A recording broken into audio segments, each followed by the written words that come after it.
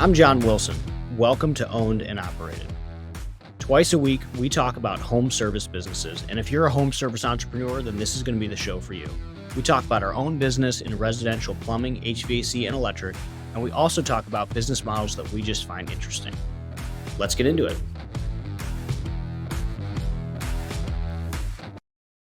Hey, this episode is sponsored by Service Scalers.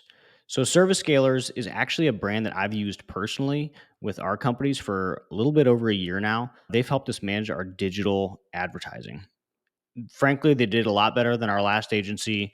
Leads went through the roof and cost per click went way down. Check out Service Scalers if you're a plumbing, HVAC, or electrical home service company. That's what they knock out of the park, and they did a great job for me. Welcome back to Owned and Operated. Today, Jack and I talk about his terrible week. Frankly, he had a really rough week. Lost some team members, not great. And then we spent a lot of time talking about us adding weekends to our business. So we're going from a 5-day-a-week business with some people working on the weekends to adding full 7-day capability. What that looks like, how we're expecting that to change our business. We're excited. It's a really big move for our business, and it takes a lot of work at our size versus if we would have done this a couple years ago. So tune in twice a week for Owned and Operated and stuff like this. Welcome back, Owned and Operated. Jack, you had a terrible week. Yes, if you haven't seen my Twitter, we lost half of our team in the span of 2 days. That's wild. Absolutely terrible. That's wild. On a smaller team, it's I think it's more common. We generally float around 8 or 9. Like Now total team members. Yeah. Gotcha. And so we dropped down to 4 today. What? So, no, 5. Because that makes it so much better. That's 25%. 25% or 20%. Anyway, whatever. Math. It's been a long week. It's been a long day. Terrible week. We had that cold snap last week, which we got through, luckily. I couldn't imagine doing this last week on the first big cool of the year. But then we pushed into kind of some warmer weather this week, which slowed us down. And in that slowdown, we were planning on letting a tech go, underperforming, having just general issues that you sometimes run into with techs. Not average order was really low, wasn't converting sales, wasn't generating revenue. Yeah. You just underproduced. Yeah. We had planned that, and that's not a bad thing, right? We were going into the shoulder season. It was time. So we let him go. Expected, right? Little bit of a headache, not a big deal. Then probably 30 minutes after that, I get a phone call from our other tech, another one of our techs, outstanding. And he got an offer. So technically he's like an installer mostly, but does tech work. And he got offered lead installer position at a place that does about 1 to 2 installs a week. That's it. And they're guaranteeing him the last 40 hours. So he said it was just too good to be true type of role. As in he's going to do nothing sit and around. Get paid full time. Yep. He's going to sit around and get paid full time. And he has a bunch of side work, and most of these guys do. And so he's, so if you need me to sub out for you, I was like, maybe not a good time to be bringing this up. We can't match that. I did the math. That company's eating between $1,000 and $1,500 a week. I think it's one of those situations where it's too good to be true. They're going to entice him in and then change it on the back end when it doesn't work. But they're really trying to get this is their second industry, right? So they're a chimney company and they're starting an HVAC. And so they've already made it in the chimney business and now they're trying to expand out. And so they have the funds to do it. We'll see if it pans out. Like how big of a chimney company? He was saying 15 mil. Wow. Which I didn't even know that chimney companies got that even big. know that you could do that. So I want to dig into that one day and really dive into the research. Yeah. So that's fascinating. Like when I think of chimney companies, we've thought about them. One of my favorite things to do when we're thinking about buying businesses is instead of buying a pure play business, it's buying like just on the outskirts. I think that's fun. And I think it's like interesting value. So like we've thought about like duct cleaning, like no HVAC, but it's a totally new funnel for flips over to our salespeople for equipment. Mm-hmm. So we've launched a duct cleaning crew and we've looked at duct cleaning companies. No one's been big enough to be like worth the squeeze. But chimney was another one. But the problem is there's no chimney companies around where I am that's bigger than one guy. Yeah, that's what I generally view it as well. That's why I think it goes unnoticed. It's a background business. Those are one of the best to get into if it really is that big. Mind you, this information all comes from a tech that's leaving. So 15 mil, 5 mil, 2 mil. I don't know what they actually do. Yeah. I would assume they're big enough though that they can eat that salary, that hourly rate. So yeah, we should talk about that one day. I really do want to dig into chimneys. So the week doesn't stop there. It gets worse. It does Yeah. get worse. We have a little bit of nepotism in our company, which was based on referrals, right? So one person referred another person who happened to be a distant family member. So they had some Yeah. kind of argument. I tried to mediate CSR and tech. And for some reason, both of them decided that neither of them want to work for us anymore after that. I don't know if they felt that we handled it poorly. We just took a pure business approach, but both of them, which was a mediator, I'm not taking anyone's side. Yeah. Figure it out. This is a business. Leave your home life at home. And both people were like, well, you didn't take my side. We're out. That's wild. It was very wild. I'll probably have to move back into the field for Yeah. one or two calls occasionally, but on full CSR dispatch right now, which happens. And then our service manager moved back to tech and we handled today. We'll probably sub out most of our install work. So this is just the bad part of the business. The good part of the business is we actually had a really good week. We are booked up every single day next week for installs. Nice. So Yeah. I think we sold, 60,000 today. So it's not that bad, but it's just, we need to get some good people in the right places. Yeah. I think that I was talking to my wife about your predicament, and I just remember being that size. And like the thing that I hated the most was like exactly this. It was like the no redundancy, Mm-hmm.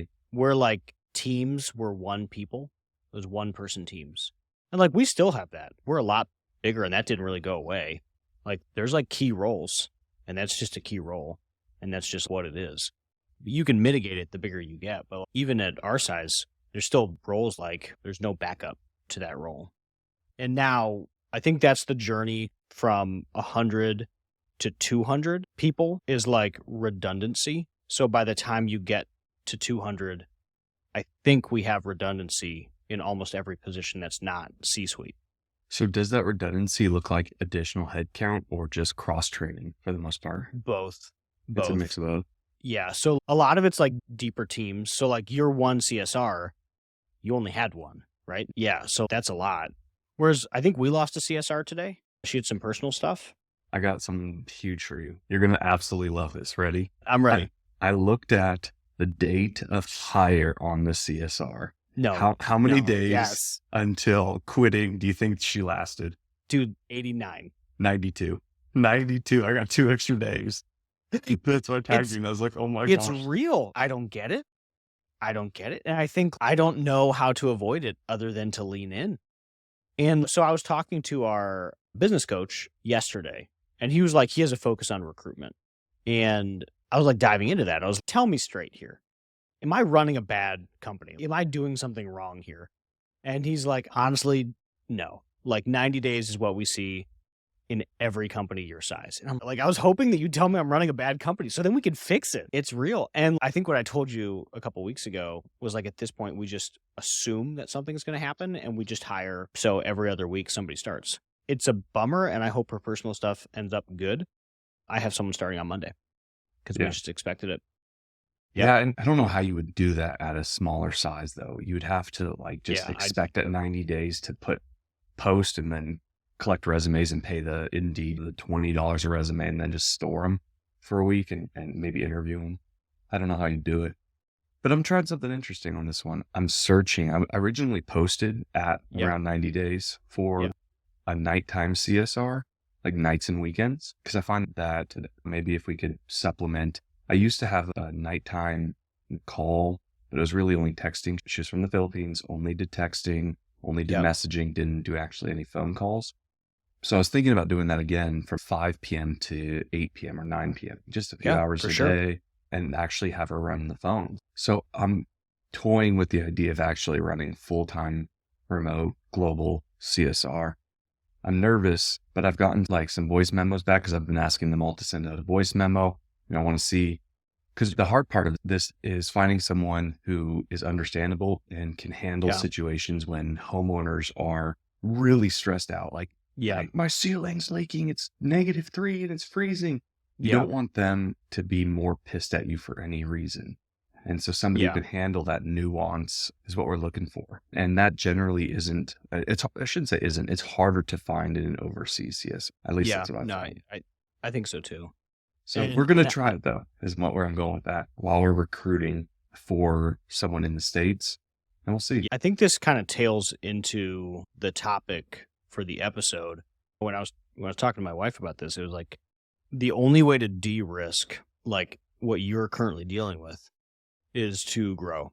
And that is literally Hmm. it. That's the only path forward that you've got. Yeah, like that's the only thing you can do because the smaller you are, every single role is important. Hmm. And it matters. And like in the past 7 days, we have lost, mainly fired, the same amount of people that you've lost. Percentage wise, you don't feel it. It's Percentage wise, yeah. So like and 4% of your company. totally. Yeah, like it's real. And it's not this isn't me minimizing it at all. I just remember sitting in those shoes and looking at a few of our team members and being like, if you leave, I am screwed. Like I'm royally screwed. And in ways that like I don't have your skill set and I have no path to get your skill set and I don't know how to recruit someone with your skill set. So that was some of the issues that we have and still have in some areas of the business. So the only way we could figure out how to solve it was to Hmm. grow. And I remember like sitting there with my dad like a decade ago, being like, the only thing we can do is grow. Like that is Which it. it's a weird idea. It's, hey, we just lost most of our people. We need to double in size in the Yeah. next. Yeah. Triple, quadruple. Yeah. Hmm. Because it de-risks so much of the business. So if HVAC is that susceptible to shock or plumbing, your new plumbing trade, like you've got Keyman, right? Yeah. Well, speaking of that, our Plumbing. key man today, that part of that 60K was him selling 2 tankless. So This freaking guy, he's hungry. that's crazy. We're starting to sell enough tankless that I'm trying to figure out how to do 2 or 3 of them in a day. Hmm. And I think we're going to like work on that thing where you put them on a giant board, you prefab the whole thing in the warehouse, like a manufacturing. Oh, And then that's you cool. send it out to I think we have to because we're installing 3 a week and we're installing 5 to 10 panels a week too. So we're thinking about without changing headcount, how do we just get more efficient so we can put more output? Yeah. I mean, we used to do that in facilities quite a bit is we call it kitting it, and we kit Right. everything together prior Right. and build as much as we could in shop before we sent it out. Yep. Electrical specifically was very easy to kit, right? You build your electrical cabinet or whatever you need. I don't know if you really have that as much in residential. You might have some of it, but in terms of a commercial, you just kit everything in shop and then it's all pre-built and then you just wire it up with the Yeah. main power at site. Yeah. But with that, like going into where my terrible week's over and growing is what we're focusing on. That's what I've Yeah. been focusing on this entire Yeah. time is, hey, how do I acquire somebody that will jump us to that next level? We're close. I'm Yeah. hoping by the end of this year. I mean, we touched on this a little bit, moving into from nights and weekends. How are you guys doing nights and weekends? Yeah. So we're doing it really badly. So we dropped on call, I want to say 5, 6 years ago, mainly as recruitment. I remember when I was a tech, on call was the worst. So it makes recruitment a lot easier. Hey, you can make a lot of money here. You work 40 to 45 hours a week. And hey, there's no on call. So that's pretty sick. And I think that on call, current perspective, current John perspective, coming from like a place of privilege with my business. And I understand that. I receive it. But like my current thought on call is like the poor man's version of just like running a larger business. And like what it should be is it should be people's shifts. That should just be people's shifts. And if you're burning your guys 70 to 80 hours a week on their on-call week, or even like 50 to 60, I don't know. If they have to come back to work after they went home, that's tough. That's rough. And so what we are trying to do is to build into our business a 7-day-a-week capability. And the way it looks, like if you frame it like that, it's different than on call. 100%. And this is how we do business. So it's been gradual over the past few months. Suddenly we started, like we have a really great guy who is super hungry and he does a lot of water heaters. So he's been taking water heaters on the weekends for a while now. But that's like really turned into a thing, like Yeah. 10 to 20 grand of water heaters a weekend. So like we've been building around that and watching that happen. What that's give or take if he's doing 10K a weekend times what, 52 weeks a year? Yeah. Mm, Us unlocking weekends, is that the math you're trying to do? yeah. If we unlock weekends, it's a $9 million top line change next year. So like juice is worth the squeeze. Yeah, exactly. Yeah, it's a big deal. But like the way we have to add weekends is like there's a lot cooking, right? So we have to approach weekends in a very slow way, slower than I would usually like to attack things. Like normally when I'm attacking province, we attack it. In this case, we're building infrastructure first. So we've been working on it for a few months, but we've been getting our call center. So in office call center is now open from 7 to 10 at night. That's been a huge undertaking. Like it's separate shifts. Like even 6 months ago, our call center was 8 to 5. And now there's 3 shifts inside that call center 7 days a week. So totally different experience inside our call center. But now it's like, okay, now we're picking up those calls with our team members, not a vendor picking up Mhm. those calls. And now we have more control over them. And we really see how many leads we have on Saturdays. And it's a lot. It is a lot. Yeah. And so now the next move is we're adding more weekend CSRs. We're adding a weekend dispatcher and we're hiring in for weekend shifts. Do do those look like 3-day a week where they do Friday, Saturday, Sunday, or what's the how do you guys figure that Well, out? Isaac, who was just on the show, he's been a really good thought partner in this because he's already doing this. Now he has the benefit of just being in plumbing, where like we're in 4 trades that would be doing this. So it's a lot more complicated for us. But he has people on a Tuesday through Saturday shift and people on a Sunday through Thursday shift. And those are just their normal everyday shifts. And he has 3 on each of those shifts. So we're basically doing the same thing. So we have plumbing starting and like we're in early stages here Mhm. where the next couple months is going to be hairy as we like recruit into these shifts. But our first weekend electrician starts in about a week and a half. He's Sunday to Wednesday. And then we have already have plumbing sales covered. We're adding plumbing install. He starts next week. That way we can actually install those 10 to 20 grand of water heaters while it's happening. And then we're hiring her tomorrow, our HVAC service tech for Wednesday to Saturday. Our installers currently are down to do Saturday installs. It's just OT. We'll have to figure that one out so we don't burn them, but it's a lot. So like by probably the end of the year, we're projecting a 20-person total all-in team for weekends. Mhm. And that's service sales, install techs, back office infrastructure, dispatchers, parts runners. Like we have to be a fully capable business on the weekends. That's interesting how you guys are setting that up. It's smart because you can't really I'm just chewing on ideas in my head right now how you would switch it Yeah. over. You can't really switch a 100-person team, or even if you don't have 100 techs, but a 60 tech team, or you Yeah. can't swap everyone over overnight to 410s or anything like that because that would burn a lot of the team members. Yeah. So Hiller is our local big company who does quite a bit in Tennessee in general. I think most of the South actually. And they have, I think, 410s and then they run a 310 schedule, Friday, Saturday, Sunday, Monday through Thursday. And so they almost have 2 separate, distinct teams that they run. See their signs all over, like work here 3 days a week. Good if you like the weekend shift, picking up some extra hours. Yeah. That's not bad. So it's Friday, Saturday, Sunday. I think it's Friday, Saturday, Sunday. And do they get paid for 40 hours a week in that 30-hour time I period? don't think Or is so. it 312s? It might be 312s on the weekend just to get hit in that 36 to get benefits. Yeah. See, I Not to could hit be full into time. that. So we're experimenting Yeah. with this a lot. We're trying to get something that makes sense. The current one that I'm running with, again, I got that from Isaac. I think that's really good. The way we have been hiring call takers is Friday through Monday. We really like that because it's a handoff. Mhm. So the dispatcher is going to be that way too. And the install coordinator, like that whole team.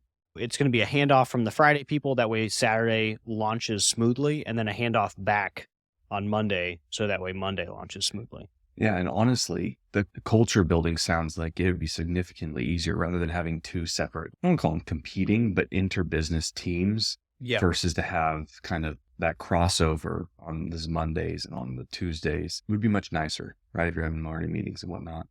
And so how are you handling management on the weekend? We're going to hire a manager. It's going to be its own team. I mean, this is like, it's a big investment. Right now, we're in the pushing a boulder up the hill phase. We're Hmm. like, this is a structural change to the organization. This is launching a new business. Do you recommend not running on call as a smaller company, or like, what's your thoughts on that? So we run on call. Yeah. Everybody hates it. You're right. I mean, nobody likes it, but it's Yeah. just expected. And we pick up decent amount of work on the weekend. My take is on call.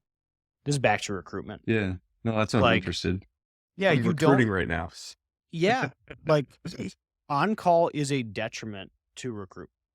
Now, Yeah. people do expect it, and you're right, but you know what they don't expect is no on call. So when Hmm. you're like, hey, you get paid full freight and you don't have on call, you don't have a forced on call, people are really into that. And what we've found over the years is there will always be someone or multiple someones that want that overtime. Yeah. They want the sale, they want the flip, they want the whatever. So they're going to do it regardless. You just have to give them a vehicle to do it. But I have found that it's easier, way easier to recruit without on call. So what we do is the only on call that we have is HVAC during the winter for health. Like we don't want somebody to die and they're Yeah. like our member, they're a part of our membership program because we didn't go out. That would not be great. That's the only on call that we have. I might have to think about that. I'm gonna chew on that definitely because you're right. We got rid of it Remember. about your size. Like I think maybe a little bit bigger, but it was early on. We got rid of it.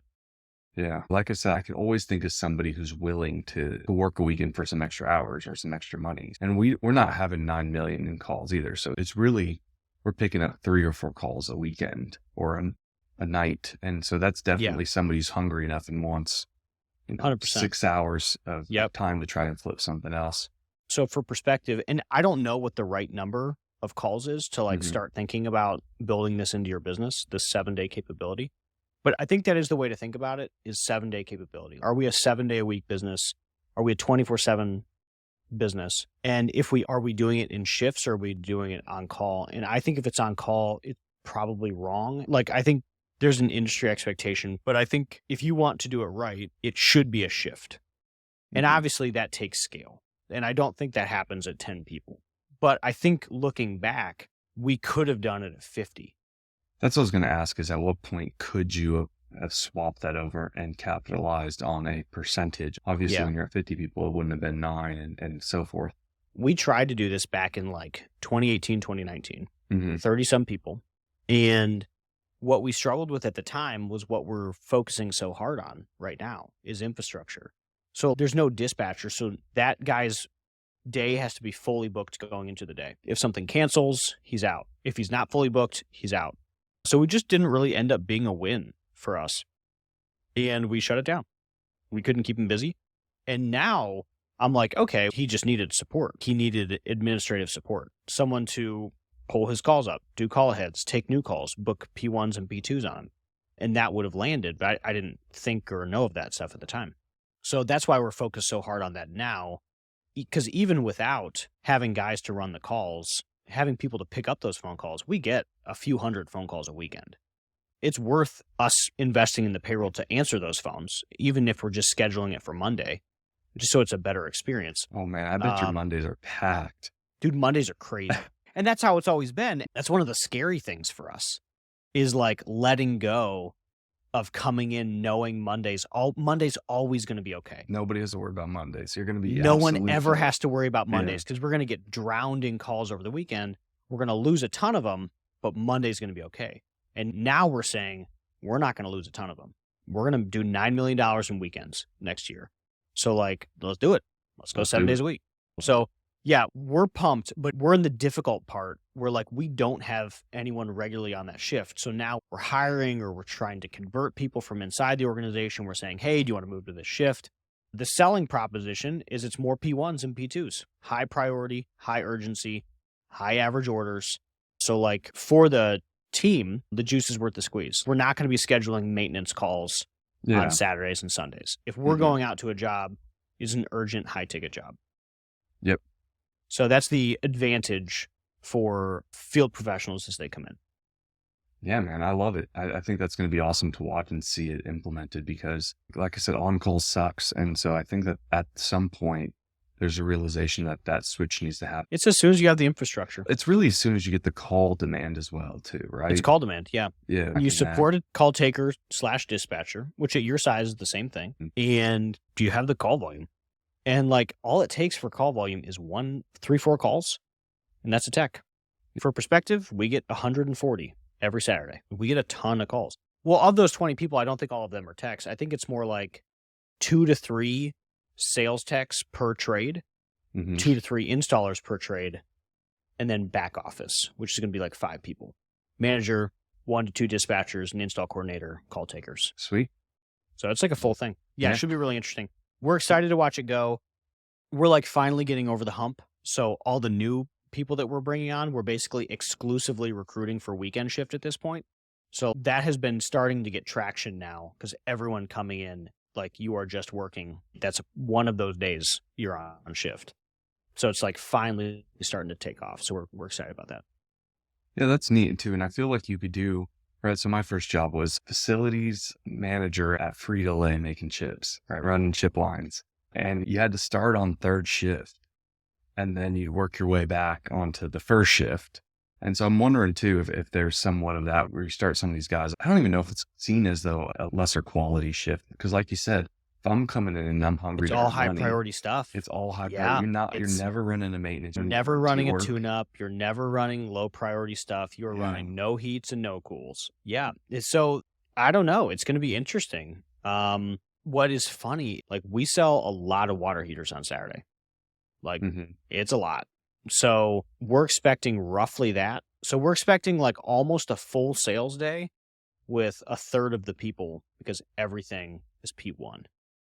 No idea if that's what's going to happen. That's what we're hoping. I'm very excited to watch because I find this weird. I don't know if you found it as weird either when you were growing a while back, but call volume drops in the weekend. I know we've talked about this in other groups and on Twitter. We see significant call volume drop on weekends. Yeah. And I'm always so confused by that because everybody should be at home when you're noticing like this stuff's not working. Yeah. But it's the opposite. Is like I said, we get maybe 4 or 5 calls a weekend. Yep. And we'll get 12, 20, 30 on a Monday or Tuesday. Yeah, ours, it's the same. And like Sunday is significantly lower than Saturday. So I think a lot of that's messaging. So once we go 7 days a week and once we like are feeling comfortable with our capability, like we're going to blow that up. Yeah, that becomes it's going to be on every point. It's going to be on every billboard. It's going to be on every TV station. It's going to be on every radio. It's going to be in every mailbox. Like everyone's going to know that we're 7 days. So I think it's going to be interesting to watch call volume change. Because right now, yeah, it's 100 to 140 on a Saturday. And Sundays are like 30 to 50 phone calls. So like really big drop. But if someone's calling on a Sunday, like random people call on Saturdays. So like of those 100 to 140, a lot of them are like customer requests or callback from Fridays. Hey, you guys were out here yesterday. I have a problem. Or I want to pay my bill. Like they just assume it's a normal, like accounting is in the office business day. Sunday, there's a ton less, which makes me think that Sunday is all high urgency. All emergencies. Because it's all just these 40 to 50 and we can't get out there till tomorrow. We called our normal company and they didn't answer. So now we're calling you or something like that. That's what we see a lot of. I'll have to chew on that one and we'll have to revisit this because I think this is going to be interesting moving forward. Yeah. We'll come back to it in a month. We'll see what happens.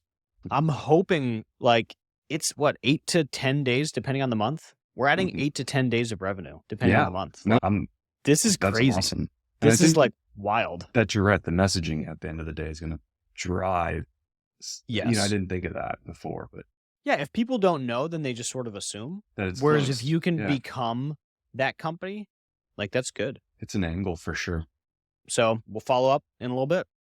That's our plan to go 7 days a week. I don't know. Kill your on call, recruit more people.